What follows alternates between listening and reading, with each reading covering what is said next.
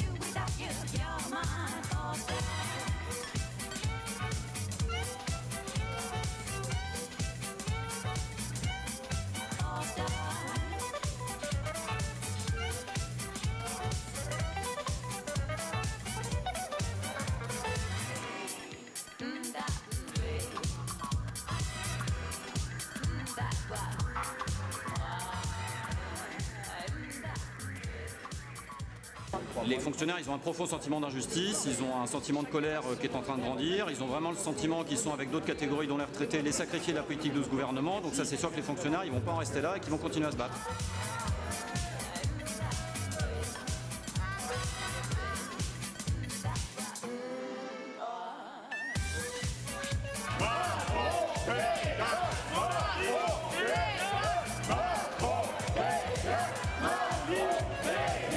Ce matin, il y a la venue du ministre de l'économie.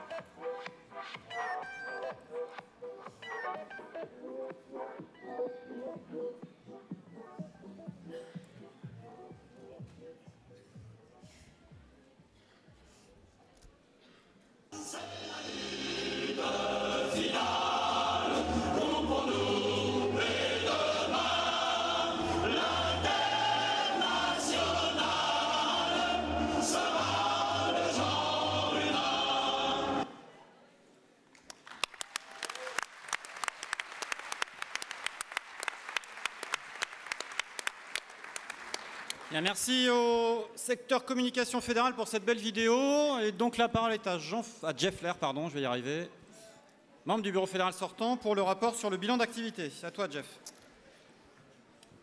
Chers camarades, vous avez pris connaissance du document bilan d'activité publié dans le service public numéro 113. Même s'il n'est pas exhaustif, il retrace néanmoins l'essentiel.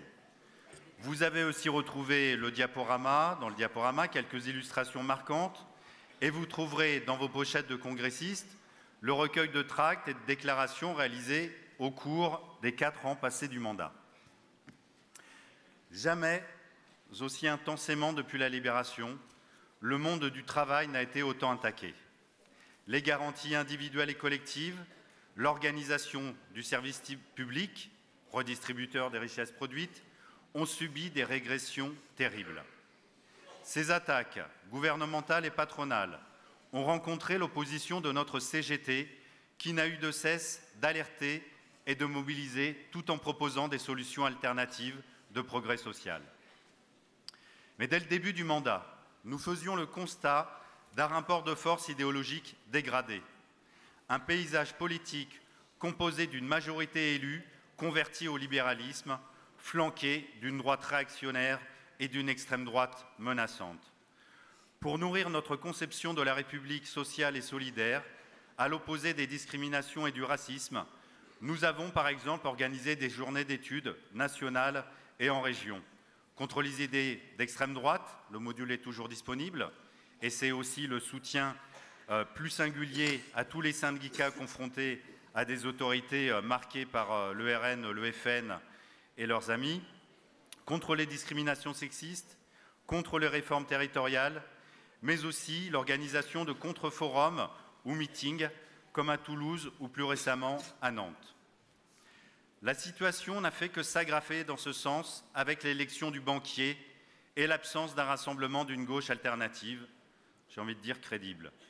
Ils accompagnent la chape de plomb idéologique qu'il n'y aurait plus d'argent. Nous le savons qu'il n'en est rien. Bien au contraire, jamais autant de richesses n'ont été confisquées par la minorité des possédants. 1% de la population s'accapare 90% de la richesse créée par le travail. Par nos efforts et nos actes permanents, nous avons produit analyses, démonstrations pour lutter contre ce fatalisme et contribuer puissamment aux mobilisations, singulièrement celles qui visaient dans notre champ professionnel les services à même de bloquer l'économie, comme la collecte et le tri des déchets.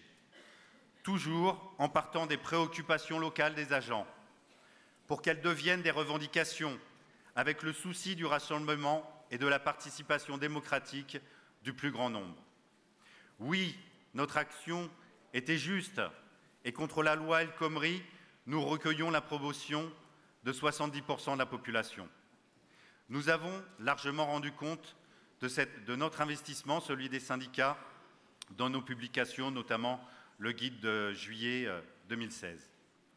Mais le pouvoir obstiné a préféré choisir la répression et a amplifié sa soumission aux diktats de ses mandataires, ceux du capital financier. Nombreux camarades ont trinqué.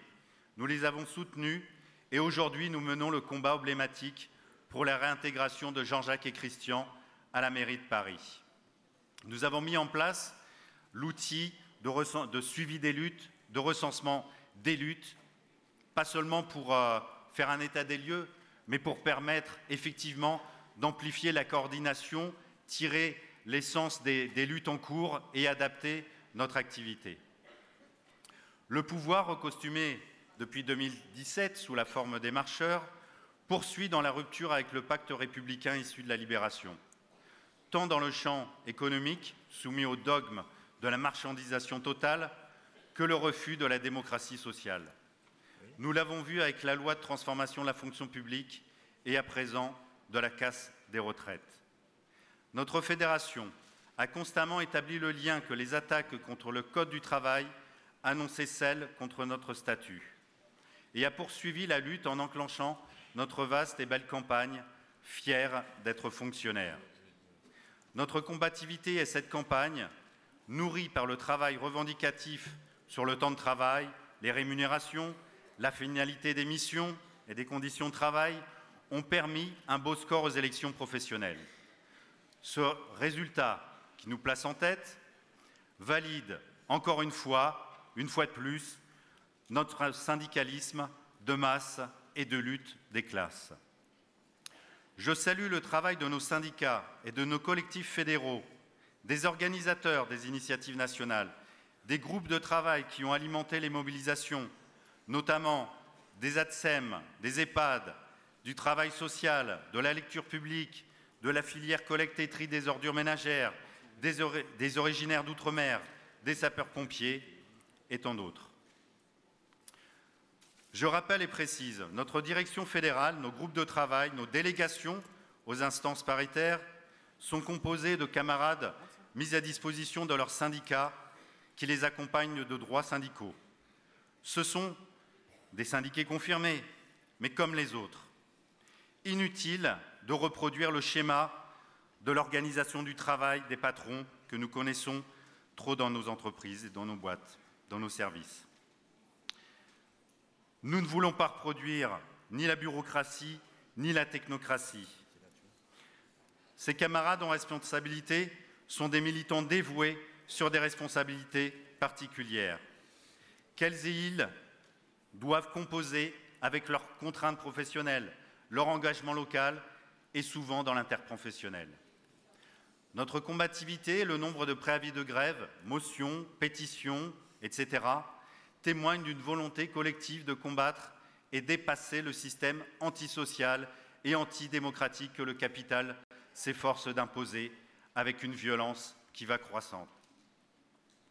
Cette période, qui commence à être longue, d'attaques, de régression et de mobilisation massive, qui n'emporte malheureusement pas le morceau, pèse sur la capacité à agir et à s'engager. Je veux bien lutter, mais seulement pour gagner immédiatement, avons-nous souvent entendu. Et nos équipes militantes, toujours plus malmenées par nos employeurs, subissent de l'épuisement. Certains, dans le renoncement, détournent leurs énergies pour des luttes internes stériles, parfois en détournant des causes si justes, plutôt qu'appréhender ensemble, dans notre diversité et dans le respect, les enjeux communs. Le constat a été fait. Nos CNF en étaient l'occasion de la pertinence de la démarche revendicative CGT, c'est-à-dire le travail démocratique entre les syndiqués, avec le plus grand nombre d'agents, sur les sujets qui les concernent pour faire grandir les exigences et décider des formes de lutte. Beaucoup dans la salle peuvent en témoigner, ça a commencé. Mais nous avons aussi noté un recul de ces bonnes pratiques. Le niveau et la fréquence des règlements des cotisations en est un baromètre. Des assises nationales de la vie syndicale ont été organisées. Les efforts de réflexion et actes doivent se poursuivre. Nous avons commencé à apporter des réponses à ces défis en réaffirmant notre ambition d'un syndicalisme de proximité, refusant les stratégies d'intégration du pouvoir et de nos employeurs patrons. Il est inutile d'avoir raison seul. Nous avons besoin, le monde du travail a besoin, pour s'émanciper, d'un mouvement de syndicalisation de masse. Les mouvements des Gilets jaunes, des Jeunes pour le climat, des citoyennes et citoyens contre de multiples injustices et dominations démontrent la recherche de solutions et de formes de rassemblement participatif et de lutte pour contrer le capitalisme et ses effets. Notre outil CGT, qui au cours de l'histoire a vu parfois ces chiffres de syndiqués se multiplier par 10 en quelques mois, doit et peut être cet espace. La proposition de syndicalisation doit être permanente, car nous devons aussi combattre cette image de militants experts, de sachants à la place, de délégation de pouvoir. Les luttes victorieuses, les mobilisations dans nos territoires sont-elles systématiquement accompagnées d'un regain d'adhésion? Mais malheureusement, dans les échecs, on vérifie le contraire. La formation syndicale, de la responsabilité de l'interprofessionnel et de la fédération pour notre champ est pour cela fondamentale. De nouveaux modules ont été créés. Formation professionnelle, secrétaire général de syndicat, contre la souffrance au travail et d'autres. Sur décision, soit sur décision du précédent congrès ou sur l'initiative de militants concernés. Notre formation militante, poursuite de l'éducation ouvrière historique de la CGT, s'appuie sur des conceptions pédagogiques de la réussite par l'apport de chacun. Elle vise, au-delà des objectifs thématiques spécifiques, à conforter les militants contre les écueils de la bureaucratie, du copinage et du dogmatisme. Vous l'avez lu dans le document, ces enjeux, ces réalisations ont été aussi relevés de manière transversale par nos différentes unions fédérales, l'UFICT, l'UFR, nos différents secteurs de la communication, du juridique, du statutaire, qui vient de réaliser le livret droit des agents que vous avez retrouvé, si ce n'est déjà par la poste, dans vos sacoches, et du secteur international. Sur les questions internationales, nous avons besoin, tout comme pour le suivi des luttes, de mieux recenser tout ce qui se passe en territoire et de mieux faire connaître nos initiatives. Je rappelle qu'au cours du mandat, nous avons, avec l'Avenir social, l'organisation de la solidarité de la CGT, mené le combat pour la libération de Palestine et concrètement solidaire avec la communauté de Beth Zakaria en Palestine. Et la collecte se poursuit. Aujourd'hui, à Santiago, Buenos Aires, Beyrouth, Alger, Bagdad, Hong Kong, Barcelone, mais aussi en France, le monde est brutalement secoué par une flambée des colères et des protestations sans précédent depuis un demi-siècle. La crise sociale planétaire appelle un changement profond de paradigme économique, social, environnemental et démocratique. Cette aspiration, même lorsqu'elle n'est pas clairement exprimée par les mouvements sociaux en cours, se retrouve partout au même moment.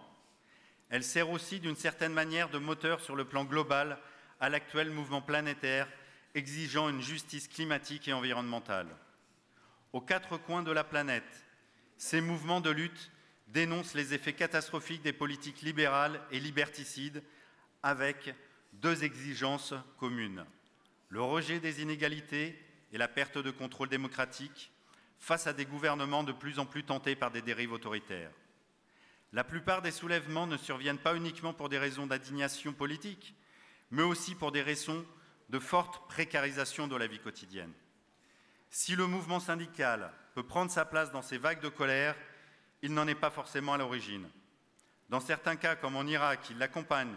Dans d'autres, comme en Algérie, il en est exclu et se voit même disqualifié, tant sa collusion avec le régime politique décrié par la rue est avérée. En répondant à ces colères sociales, environnementales, populaires, par la fuite en avant, le néolibéralisme aggrave sa propre crise et ouvre la porte à l'affrontement. À chaque fois, les réponses des dirigeants sont les mêmes. D'abord la surdité, ensuite l'entêtement, finalement la répression et son cortège de victimes.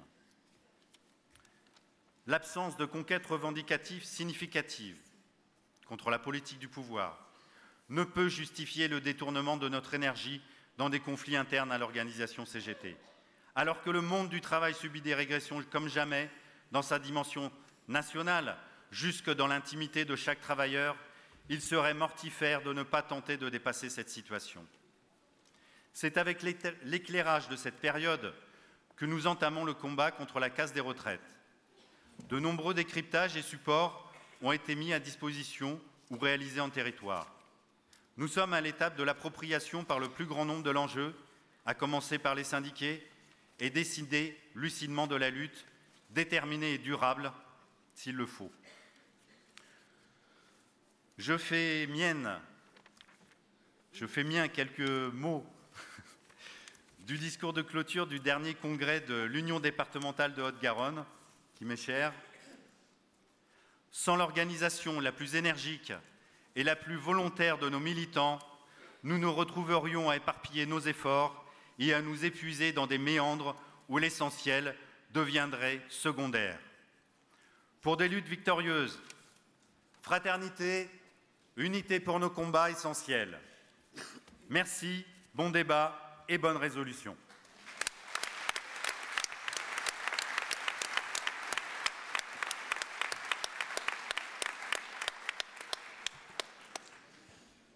Merci Jeff. Alors, d'abord, donc les demandes d'intervention sur le bilan d'activité s'arrêtent à 18 h, donc on vous invite à vous inscrire si vous le souhaitez. Deuxièmement, une quatrième qui arrive, très bien. Deuxièmement, donc sur ce qui vous a été dit en début de séance, donc on a vraiment besoin j'insiste là-dessus, d'avoir un état le plus précis possible de tout ce qui est engagé en termes de préparation de la lutte à compter du 5 décembre. Donc notre camarade François Livartowski, je ne sais pas où il est assis dans la salle, je l'invite à se lever. Voilà, il est tout en haut. Donc vous avez deux possibilités. Soit vous allez voir François directement là-haut, vous lui mettez quelques mots sur un papier avec ce que vous connaissez de ce qui peut être engagé dans votre collectivité, votre département ou autre. Ou bien vous pouvez rencontrer François donc à chaque pause au stand de la fédération. Et voilà, l'idée c'est vraiment qu'on ait une photographie la plus précise possible de ce qui est engagé en termes de préparation de la lutte sur l'ensemble du territoire. Par rapport à la question posée par la camarade de Istres, je l'invite à se rapprocher des camarades de la CSD du Var qui ont des éléments intéressants à lui communiquer et on pourra éventuellement après faire une communication fédérale sur le sujet. Mais donc les copains du Var ont un certain nombre d'éléments qui vont sans doute intéresser la camarade d'Istres concernant la question qu'elle a soulevée sur les questions de prise en charge de la formation. Et tout dernier élément, donc il y a une toute petite coquille dans les demandes d'intervention, donc la ligne qui porte sur le débat sur la partie numéro 3 du projet de document d'orientation, sur les formulaires de demande d'intervention. Donc bien évidemment, cette partie 3 concerne les fiches 9 à 12. Il est indiqué 9 à 11, mais c'est bien évidemment une partie de débat qui concerne les fiches 9 jusqu'à la fiche numéro 12, qui est donc la fiche qui porte en particulier sur les CSD. Donc on entame le débat sur le rapport, à partir du rapport de Jeff sur le bilan d'activité, et c'est donc Nicolas Margossian qui sera le premier intervenant au micro numéro 3, et se prépare Paul Hems au micro numéro 4. Donc Nicolas, micro 3, et Paul se prépare au micro numéro 4.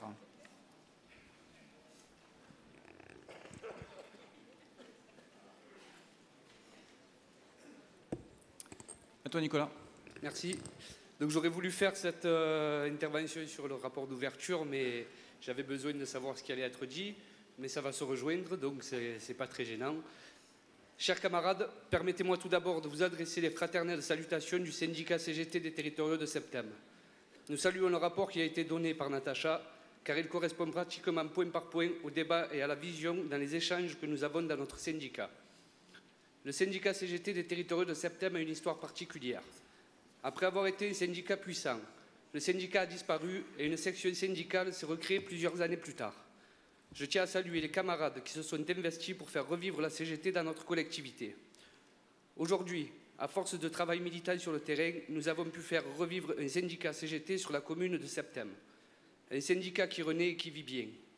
Si ce syndicat a des résultats convenables aujourd'hui, 30% de syndicalisation, 100% aux dernières élections professionnelles, mais surtout la sortie de la précarité pour 29 agents sur ces 3 dernières années, il faut savoir que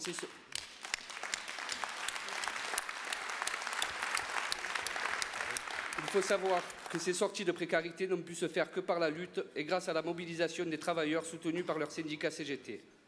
Ces résultats ont aussi été obtenus grâce au soutien et à l'apport de notre union locale CGT de Gardanne. Tous ces camarades nous ont toujours soutenus dans les moments compliqués de la vie syndicale et nous aident tous les jours à nous développer. Ce sont eux qui ont vu passer en formation syndicale plus de la moitié de nos syndiqués en 2 ans. Parce que nous avons décidé collectivement que la formation syndicale serait l'un des objectifs principaux de notre tout nouveau syndicat. Ce sont eux qui nous ont appris les valeurs fondamentales et les chartes de notre organisation. Et à Septem, nous veillons au respect de ces valeurs et particulièrement à la démocratie syndicale.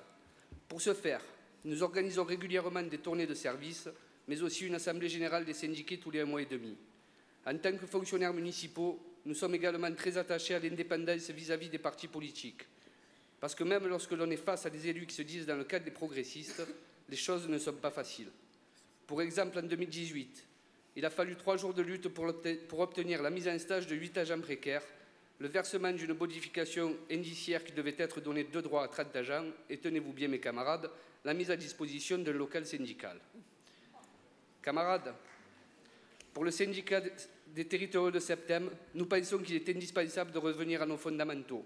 La lutte de classe, l'indépendance politique, la qualité de vie syndicale, ce qui passe par une véritable démocratie syndicale. mais aussi la recherche de l'unité des travailleurs dans leur intérêt, ainsi que le respect de nos chartes, et notamment de la charte d'Amiens. Natacha a aussi rappelé les principes de la charte d'Amiens et nous l'en remercions. C'est en associant le respect de nos chartes et nos valeurs fondamentales que nous gagnerons, mes camarades. À tout cela, nous ajouterons que nous ne devons jamais oublier que nous faisons partie des syndicats marxistes révolutionnaires, porteurs de valeurs de paix et internationalistes.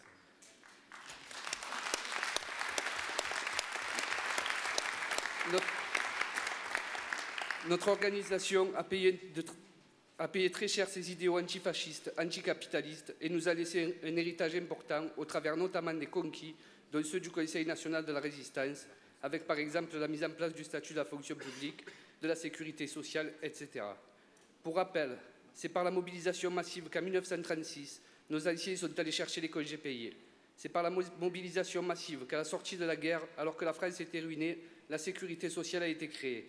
C'est par la mobilisation massive qu'en 1968, le SMIC a été augmenté de 35%. C'est par la mobilisation massive qu'aujourd'hui, nous devons arracher cette victoire pour le retrait de projets de loi sur les retraites, pour le retrait de la loi de transformation de la fonction publique, pour le progrès social et l'abrogation de toutes les lois régressives et scélérates qu'ils essayent de nous faire subir à toutes et à tous. Si je peux... Vas-y, Nicolas, on a merci. Pour nous, agents de la fonction publique, nous affirmons que le service public et le principe de solidarité doivent perdurer, se développer, et ce malgré les attaques incessantes auxquelles ils sont soumis. Ils vont même jusqu'à pousser le cynisme avec la fameuse clause du grand-père, dont l'idée serait d'appliquer pour les nouveaux entrants sur le marché du travail le système de retraite par points. Alors camarades, comment pourrions-nous regarder nos enfants et nos petits-enfants droit dans les yeux et leur répondre que nous savions, mais que nous avons laissé faire parce que nous n'étions pas directement touchés? Nos dirigeants pensent-ils que nous soyons à ce point égoïstes? Rien que cet argument doit nous faire réagir et nous permettre de mettre les grains de sable nécessaires afin que les rouages de cette machine qui tente de nous écraser s'arrêtent enfin. Tout cela en essayant de nous expliquer que c'est dans l'intérêt des travailleurs et des populations et que c'est par la pédagogie et l'explication que nous adhérerons à leur projet. L'ensemble de ces éléments fait que nous ne serons jamais des partenaires sociaux, mais bel et bien des ennemis de classe. Nous sommes satisfaits de ce qui nous est proposé par notre fédération à partir du 5 décembre prochain et qui nous mènera, si nous nous en emparons tous, à la victoire. Car c'est d'un réel changement de société dont nous avons besoin et nous avons l'opportunité de mettre en place une stratégie offensive pour le permettre. Pour réaliser ce changement de société, nous devons également respecter l'héritage que nous ont laissé nos anciens, ce qu'ils ont conquis par la lutte. Comme le disait Ambroise Croizat, ne parlez pas d'acquis sociaux, mais de conquis sociaux parce que le patronat ne désarme jamais. L'histoire nous prouve que le camarade avait raison, mais que nous lutterons ensemble et qu'ensemble nous atteindrons notre objectif de double besogne en défendant les revendications immédiates et quotidiennes des salariés ainsi que la transformation de la société. Alors vive la lutte de classe, vive la charte d'Amiens, vive la CGT et vive le 2e congrès de la Fédération des services publics.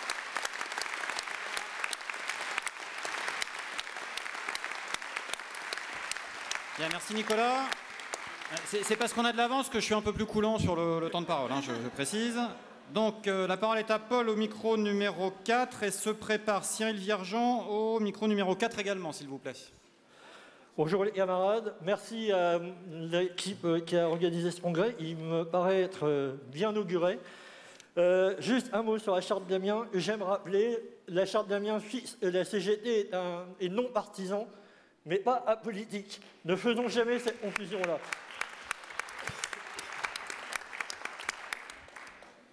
Ouais, j'ai promis à mes camarades d'intervenir sur un métier qui est très méconnu et qui est pourtant au cœur de l'actualité. Aujourd'hui, on parle des droits et de la protection de l'enfance. Il y a un métier qui est exercé dans les départements par 45 000 salariés. 98% sont des salariés, eux. Elles travaillent 330 jours par an, 24 heures sur 24, sont payées 120 heures de SMIC par mois, soit 1185 € par mois. Ce sont les assistantes familiales. Sur l'impulsion de notre syndicat, la Fédération a bien voulu organiser des rencontres nationales en janvier 2018. Il nous a permis, à nous, organisations départementales, de parler et de mutualiser un peu nos travaux sur les assistants familiaux. On s'est quitté le 31 en disant « on se revoit ». Ça n'a jamais eu lieu par la force des choses. Je sais qu'il y a plein d'excuses, je sais qu'il y a eu plein d'impondérables. Néanmoins, le début d'une belle promesse, il n'y a pas abouti. Cette réunion a abouti sur une chose qui est quand même majeure, c'est l'affirmation que les assistants familiaux, jusque-là n'ayant pas de droit, étaient bien des fonctionnaires non titulaires de la fonction publique. Il leur a ouvert le droit de vote au CCPC. Je salue aussi la fédération qui, dans le cadre de la préparation des élections professionnelles, est venue chercher une de nos camarades pour mettre en avant cette profession. Si effectivement on peut saluer ces efforts-là, on ne peut que regretter qu'il n'ait pas été suivi d'effet. J'espère que ce bilan négatif du mandat sortant se transformera en essai positif pour le mandat à venir. L'énergie est là, l'envie est là, le travail collectif est possible, on le fait avec nos camarades du Pas-de-Calais, il n'y a plus qu'à. Et nous serons force de proposition, Baptiste et l'équipe le sait très bien. On a évoqué tout à l'heure le problème du solde négatif de syndicalisation. Là encore, je vais ressortir une de mes phrases favorites, qui a été ma devise en tant que secrétaire général. J'ai une citation de Bernard Thibault, qui dit que ce n'est pas aux salariés à s'adapter aux syndicats, mais aux syndicats à s'adapter aux salariés.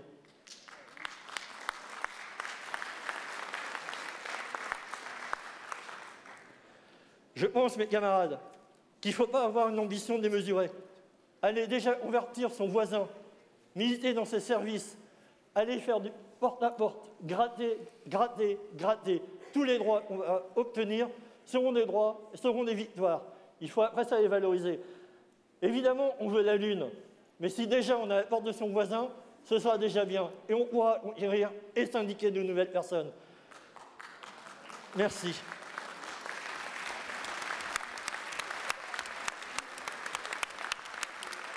Merci Paul. La parole donc est à Cyril au micro numéro 4. Je vous rappelle qu'on vous demande de vous présenter et ensuite ce sera Guillaume Larose au micro numéro 1. Bonjour les camarades, Virgent Cyril, syndicat des territoriaux de Côte d'Or. Suite aux résultats des élections professionnelles, nous devons réfléchir et nous remettre en question. Peut-on se glorifier d'avoir conservé notre première place ou doit-on analyser les pertes de sièges? Un travail de fond par collectivité doit être réalisé afin de comprendre pourquoi des syndicats dans certaines collectivités ont perdu des sièges et s'inspirer de nos syndicats qui ont réussi à gagner des voix et donc des sièges. Il faut s'interroger sur la stratégie proposée, pas forcément adaptée aux territoires ruraux et périurbains. Notre fédération doit absolument moderniser son image et améliorer sa communication. Concernant la stratégie de la CGT, il est très urgent d'arrêter ces grèves à répétition qui mobilisent de moins en moins et qui brouillent la lisibilité des actions sans beaucoup d'efficacité. Ne doit-on pas adopter des méthodes plus innovantes en utilisant entre autres les réseaux sociaux prisés par de plus en plus de monde, mais en continuant aussi d'aller au contact, toucher directement les agents au sein des collectivités afin de les convaincre que notre action est primordiale. L'information de la fédération diffusée aux syndiqués et aux agents est très souvent inaccessible, car celle-ci utilise un champ lexical inadapté au public que l'on souhaite toucher et manque très souvent de situations concrètes que les agents vivent sur le terrain. Les militants regrettent de ne pas pouvoir bénéficier d'un service juridique performant pouvant répondre précisément à leurs demandes. Nous pensons que la fédération doit mettre en place, en lien avec les CFR et les CSD, des conventions avec des avocats de droit public en région ou en département. Les textes de loi sont très souvent ambigus et très difficiles à interpréter et ne sont pas à la portée de tout à chacun. Il pourrait être créé sur le site de la Fédération une base de données avec l'intégralité des textes de loi de la fonction publique territoriale et leur interprétation, ainsi que les jurisprudences ayant été apportées à celle-ci. Le nombre de syndiqués est plutôt en baisse au sein de la Fédération, on nous l'a rappelé tout à l'heure. Ces dernières années, les rentrées de cotisation sont donc réduites Nous devons donc veiller à notre train de vie et peut-être faire des choix d'orientation différentes. Nous ne pouvons pas nous permettre de vivre au-dessus de nos moyens.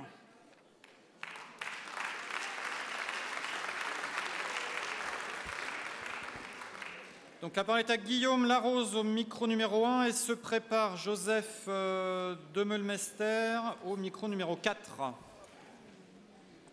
Donc, Guillaume. Ouais, là c'est bon. Guillaume. Attention, besoin. Bon, donc bonjour à tous les camarades. Je vais peut-être être hors sujet, mais c'était le sujet que je vais évoquer va être très important. Donc je me permets d'intervenir au nom de la CSD 76 et localement en tant que territoriaux de la mairie de Rouen. Vous avez tous en tête la catastrophe industrielle survenue le 26 septembre 2019 sur la ville de Rouen.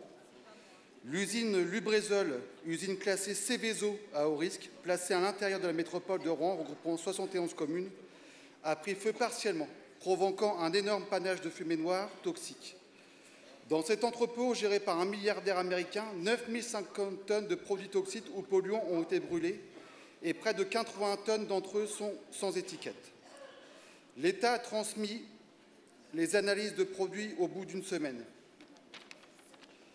Les pneus-mobiles du gouvernement se sont déplacés. Castaner, Bezin, Borne, Didier-Guillaume. Et pour terminer sur les chapeaux de roue, Macron s'est déplacé un mois après. Quelle honte! Tout ça pour rassurer les habitants et les salariés. On peut le rassurer, on ne l'a pas attendu pour travailler. Les agents de la mairie de Rouen ont durant des semaines pallié à l'absence de dialogue de l'État, de consignes de l'élu local et l'inquiétude des salariés et des riverains. Des prélèvements sur des femmes enceintes ont été faits, qui sont dramatiques. Nos camarades sapeurs-pompiers ont effectué plus de 800 analyses toxicologiques. Une dizaine de cas sont inquiétants, idem pour les fonctionnaires de police, mais également pour 5 camarades de la ville de Rouen qui ont, durant 2 jours, ont eu des saignements de nez, des crachats de sang et des gorges irritées. Mais n'oublions pas également nos camarades des écoles qui ont été obligés de se confiner pendant plusieurs jours avec les enfants et interdiction d'effectuer leur droit de retrait sous peine de sanctions disciplinaires. Le syndicat CGT des territoriaux a su se faire respecter et entendre. À aucun moment nous n'avons pu cautionner ce genre de méthode managériale. Nous avons gagné à ce que chaque agent incommodé par les odeurs, les irritations soit reconnu en accident de service. Nous avons obtenu que l'administration, dès le jeudi matin, accorde à titre exceptionnel la journée aux salariés qui n'ont pas pu se déplacer ou qui ont dû quitter leur travail au cours de la journée. Que l'administration équipe tous les agents de pays, les protégeant au maximum. Des analyses sanguines, un suivi par la médecine préventive soit fait sur plusieurs années. Un CHSCT extraordinaire a été organisé la semaine d'après. Nous remercions également le rôle et les interventions de l'UD76 auprès de l'État, des associations pour dénoncer cette machination. Des réunions d'information étant effectuées par le syndicat CGT. Organisation également de distribution de tracts pour dénoncer la machinerie. Cet incendie est une véritable catastrophe industrielle, économique, sanitaire, écologique. La camarade Natacha l'a rappelé dans son discours, nous ne pouvons pas laisser de cette dérive financière au titre de la santé publique et de nos vies. Le gouvernement souhaite, dans son projet, supprimer les CHSCT. Nous ne pouvons pas ni accepter ni cautionner ces modalités contre-productives alors que nous nous sommes battus pour avoir cette instance et des élus. Alors un seul mot, tous ensemble le 5 décembre.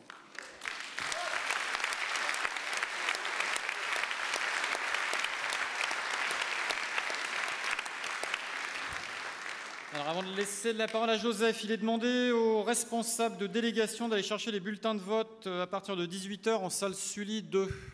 Donc à partir de 18 h, vous allez chercher les responsables de délégation, les responsables régionaux, les bulletins de vote. Donc la parole à Joseph au micro numéro 4 et ensuite ce sera Hamid Zazou au micro numéro 2. Bonjour, Joseph Demeulmester du syndicat de la région des Hauts-de-France.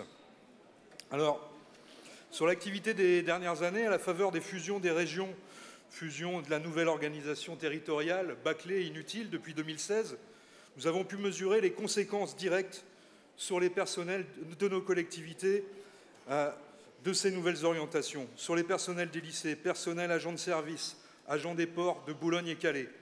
La reprise en main de ces nouvelles grandes régions voulues à l'échelle de l'Union européenne, cette reprise en main par des grandes figures nationales comme un Xavier Bertrand, nous a propulsés aux avant-postes de la régression sociale. Nous avons servi de cobayes à la casse du service public et des conditions de travail, casse qui est aujourd'hui amplifiée par les libéraux et par Macron. Une régression sociale qui s'est concrètement traduite pour nous par la hausse du temps de travail, avec la suppression des congés qu'on veut aujourd'hui généraliser pour toutes les collectivités qui ont un régime plus bénéfique que le minimum légal. Le refus, dès le départ, d'aligner par le haut le salaire des agents et le régime indemnitaire. On n'est pas payé pareil dans notre région des Hauts-de-France selon qu'on vient de l'ancienne région Nord-Pas-de-Calais, de l'ancienne région Picardie, ou selon qu'on est un agent nouvellement recruté. Suppression de postes par centaines, ce que la CGT dénonce depuis 2 ans est confirmé aujourd'hui par les rapports sociaux. On chiffre à plus de 450 le nombre de postes supprimés par notre collectivité, supprimés par des élus qui versent des larmes de crocodile quand il y a des nombres de postes équivalents dans des fermetures d'entreprises ou d'usines sur leur territoire. Plus 20% d'emplois précaires, durcissement des conditions de travail avec une hausse continue d'année en année, des arrêts de travail dans chaque champ professionnel, et même en 2018, malgré l'introduction du jour de carence. Face à ces attaques, notre syndicat CGT a affirmé qu'il ne comptait pas se comporter en partenaire, à être les acteurs d'un soi-disant dialogue social que d'aucuns voudraient privilégier. Différentes actions ont été menées avec les agents de notre territoire. La grève, le blocage lors du vote de ces dispositions par l'hémicycle des élus avec les agents, le boycott à plusieurs reprises des instances du personnel, l'envahissement du comité technique avec les agents, l'action intersyndicale sur des bases combatives depuis que la CGT, en 2018, est devenue la première organisation syndicale de notre collectivité. Ceci dit, même si aujourd'hui, notre employeur se met à reculer sur certaines de ces questions, par exemple sur le régime indemnitaire qui est remis sur la table, en affichant que ce sont des concessions de sa part et en aucun cas une réponse à la mobilisation des agents, ils ne peuvent pas se permettre de le reconnaître, un certain nombre de questions se posent. Une de nos camarades interviendra plus tard sur les questions d'organisation pratique de notre syndicat CGT sur le territoire et des relais que, en ce qui nous concerne, on a plus trouvé au niveau du département du Nord, du côté de l'Interpro, que de l'organisation territoriale de notre fédération. Mais ce que je voulais mettre en avant, c'était la question qui nous apparaît de l'importance de la bataille médiatique. Quand on a face à nous le rouleau compresseur de l'idéologie antifonctionnaire qui est véhiculée par les médias dominants, quand on a face à nous des politiques d'envergure nationale qui valorisent leur soi-disant bonne gestion des effectifs et qui, dans leur expression, font de la suppression de postes de fonctionnaires et donc de la dégradation du service public une qualité. Ça pose la question de la formation de nos syndiqués et de nos délégués à l'expression, y compris dans les médias locaux, qui jouent un grand rôle dans la fabrique de l'opinion. Tout ça pour dire, camarades, qu'il faut aussi qu'on s'organise avec les agents qu'on représente, mais qu'aussi dans l'expression publique, on ne laisse plus la parole à tous les chiens de garde. Voilà.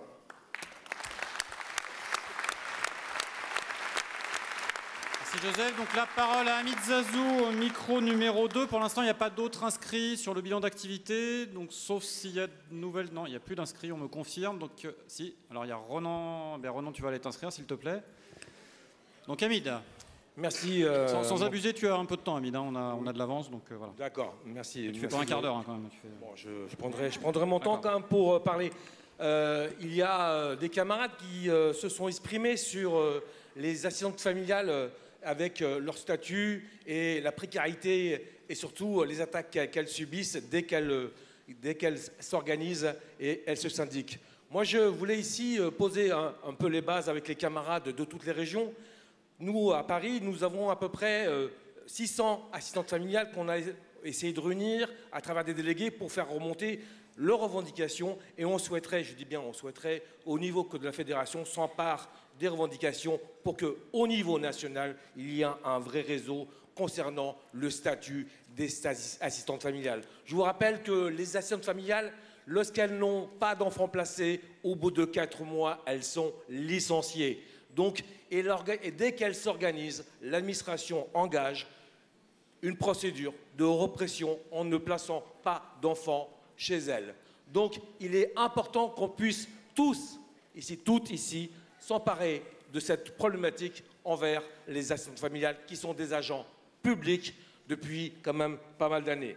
Je rappelle aussi qu'au niveau du pôle, il faut qu'on puisse étoffer ce pôle. Alors, il y a une réflexion à avoir. Tout à l'heure, Natacha parlait qu'il y ait des camarades qui puissent aller partout, essayer de retisser le lien entre les différents camarades sur le revendicatif. Certes, il est important que chacun puisse prendre conscience des batailles à venir et des batailles qui sont à mener aujourd'hui. Mais ces batailles qui sont menées aujourd'hui, il faut que aussi la direction fédérale puisse les entendre. C'est essentiel. Parce qu'aujourd'hui, il y a des précaires. Je ne sais pas si parmi vous, il y a des précaires, s'il y a des non-titulaires. En revanche, ils font partie de nos syndiqués, de nos camarades qui se battent tous les jours face à une administration qui est de plus en plus répressive. Alors les camarades, je pense qu'il faut aussi avoir envers ces camarades qui sont dans la précarité, avoir une véritable alliance pour pouvoir bouger ensemble. Parce que ces gens-là, ces camarades-là, eux, se battent au quotidien. D'autre part, à la ville de Paris, où je suis, nous avons organisé à travers nos camarades qui s'occupent du travail social, du travail sur la santé. On s'est organisé pour pouvoir créer aussi une lutte. Et cette lutte, il faut aussi que la fédération s'en empare à travers un tissu et un réseau national. Sinon, on risque de perdre l'ensemble de nos camarades et des luttes qui doivent être menées. J'entends, il est important que chacun puisse en saisir. Je ne prendrai pas plus de temps, je dis simplement, mes camarades, il y a des gens qui ont besoin de nous, il faut les aider. Merci. Merci Hamid. Par rapport aux différentes questions qui viennent dans le débat, je pense évidemment en particulier à celle des assistantes familiales, puisque ça vient dans plusieurs interventions. J'invite les camarades qui vont travailler sur l'appel du Congrès, évidemment, à commencer à intégrer ce qui pourra figurer dans les axes forts de l'appel du Congrès et sous le contrôle des camarades de la future direction, évidemment, dans la feuille de route et le programme de travail de la prochaine direction. Donc la parole est à Ronan Lapierre au micro numéro 4 et se prépare Julien Léger au micro numéro 2. Oui. Alors juste un petit mot, parce qu'on a parlé loi fonction publique, la bataille qu'on a menée, etc.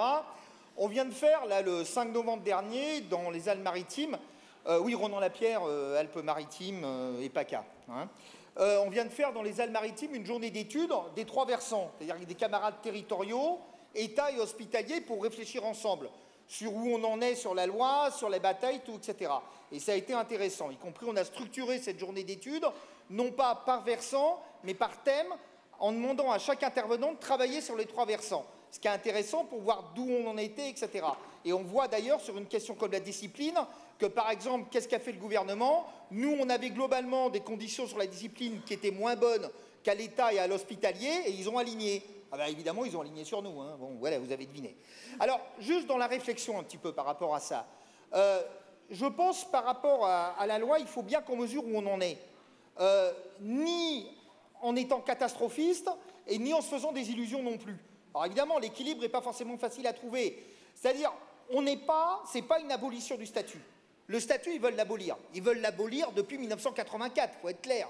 Hein, excusez-moi, je suis un peu vieux, donc J'ai connu les débuts du statut de la fonction publique territoriale, et les débuts très laborieux.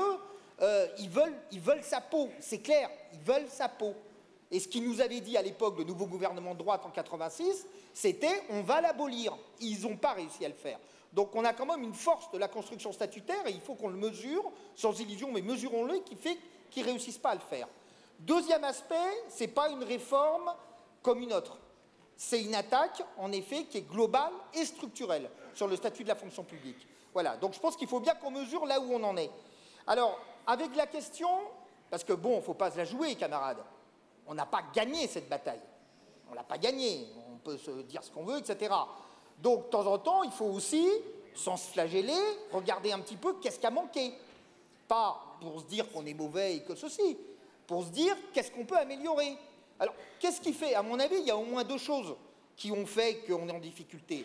Un, le fait que globalement, même si je pense qu'au niveau national, ce qu'on a sorti comme com a été très bien, la communication, je pense qu'on était très bien, mais il y avait un décalage complet entre ce qu'on a sorti en communication et la réalité de la bataille unie des trois versants sur le terrain. La question, comme on a un collectif fonction publique, j'y reviendrai dans le 06 BTU là-dessus, je pense qu'il y a peu de départements où on a vraiment réussi, c'est l'impression que ça me donne, à travailler ensemble, territoriaux, État hospitalier, sur des batailles par rapport à la loi. Le deuxième aspect, c'est je pense qu'il y a un débat qui n'est toujours pas tranché dans la CGT sur la question statut de la fonction publique. Moi, quand je vois dans le document du 52e congrès, à un moment, oui, vive le statut de la fonction publique, c'est bien, et 10 pages plus loin, oui, maintenant, de toute façon, il faut le même statut pour tous les salariés, tout ça, c'est dépassé, etc. Là, j'avoue, je comprends pas, là. Il y a un truc, faut m'expliquer. Je suis peut-être bête, mais bon, voilà, voilà. Ça, juste pour finir, donc, importance, collectif, fonction publique, locaux, outils des unions départementales où on retrouve les trois composantes. En sachant que pour l'État, c'est plus compliqué parce que l'État, ils n'ont pas d'organe départemental. C'est pas comme les CSD chez nous et les USD dans la santé.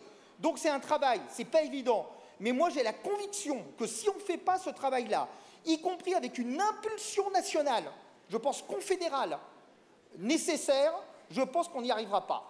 Je ne vais pas retourner le couteau dans la plaie, on n'a pas réussi à faire l'union interfédérale de la fonction publique. Désolé. On n'a pas réussi, c'est comme ça.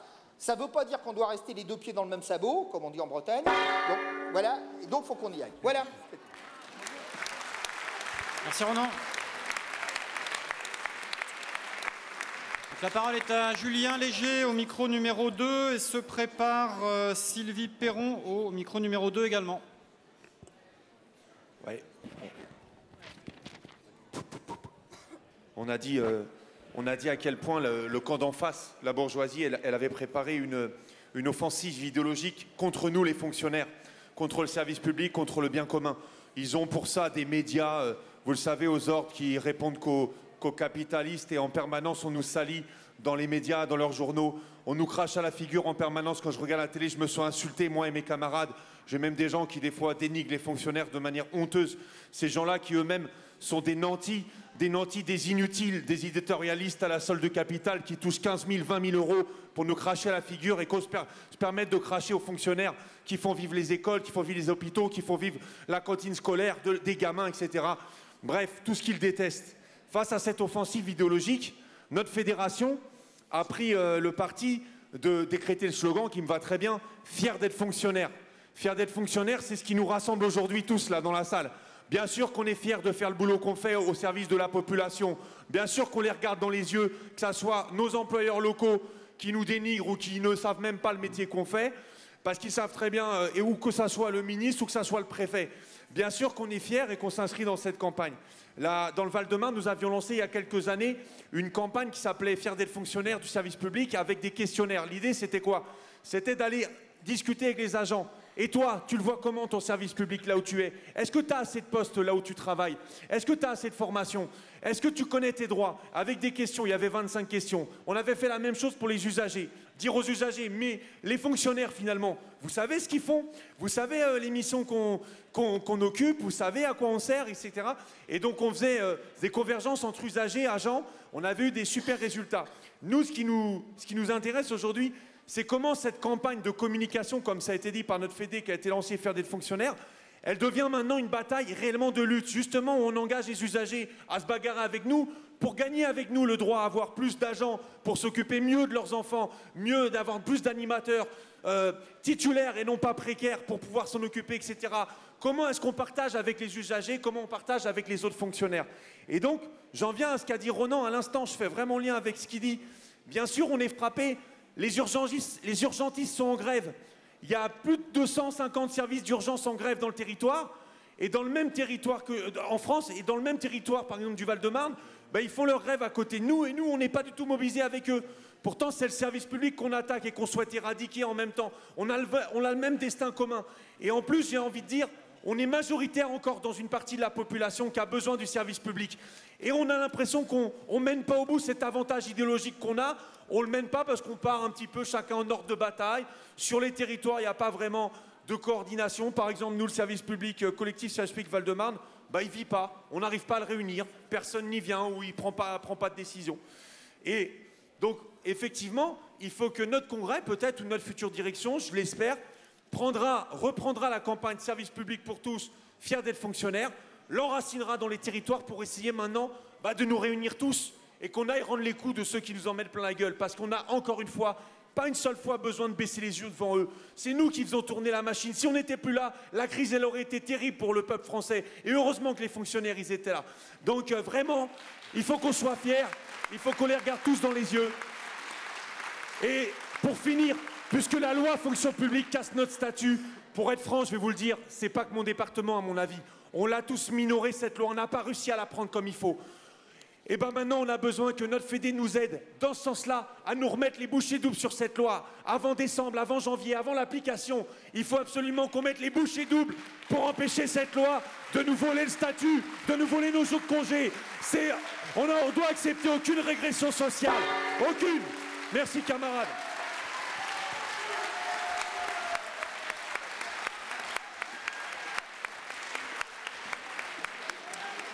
Merci Julien. Il commence à y avoir un petit peu de brouhaha, donc je vous demande de faire prêter attention à ça, parce que c'est déjà pas évident pour les camarades, à part Julien évidemment, de prendre la parole devant beaucoup de monde. Voilà, donc c'est aussi une manière d'aider les copains à prendre la parole que de les écouter. Donc la parole est à Sylvie Perron au micro numéro 2, et ensuite ce sera Nathalie Weiss au micro numéro 3. Oui, bonjour, donc Sylvie du conseil départemental du Finistère. Donc moi j'ai prévu plutôt de faire une intervention demain, mais là j'ai voulu intervenir parce qu'on a parlé des assistants familiaux. Alors c'est très bien parce que c'est effectivement une profession dont on parle très peu, sauf qu'à 90% ce sont des femmes, et donc moi en général quand j'en parle, je parle d'assistantes familiales. Or sur les je reproche rien aux copains qui sont intervenus, hein, mais ce sont malheureusement 3 hommes, et ça aurait été bien que ce soit des femmes qui interviennent. Là, j'ai compté depuis le début, sur 16 interventions, il y a 13 hommes et 3 femmes. Alors je lance un appel, lancez-vous, mesdames, mais prenez la parole.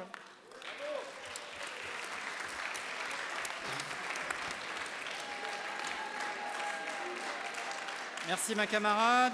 Et bien justement, la parole est à Nathalie, au micro numéro 3. Pour l'instant, il n'y a pas d'autres inscrits sur le bilan d'activité. Oui, voilà. Donc Nathalie, micro numéro 3. Alors, Nathalie du syndicat de carrosses dans le 06, animatrice territoriale.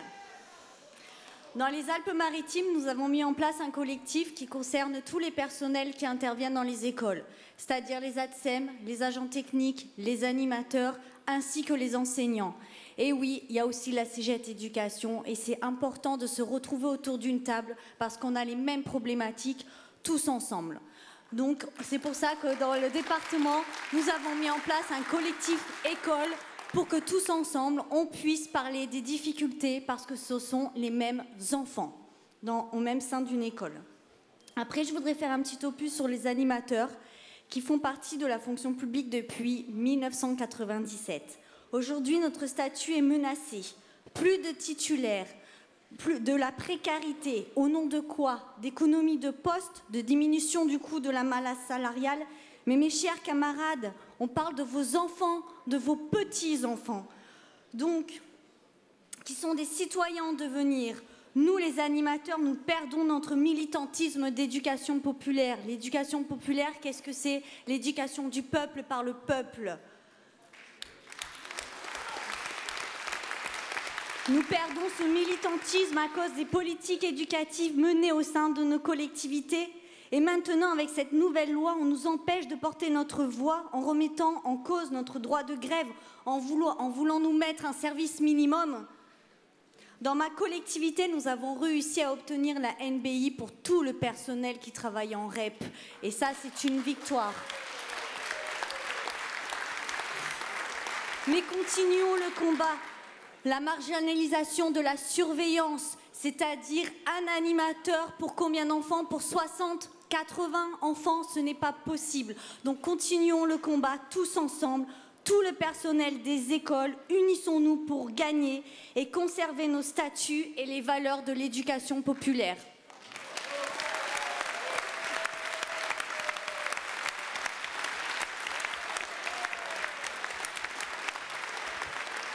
Bien, donc s'il n'y a pas de nouvelles demandes d'inscription pour le débat sur le bilan d'activité, je vais appeler... Non.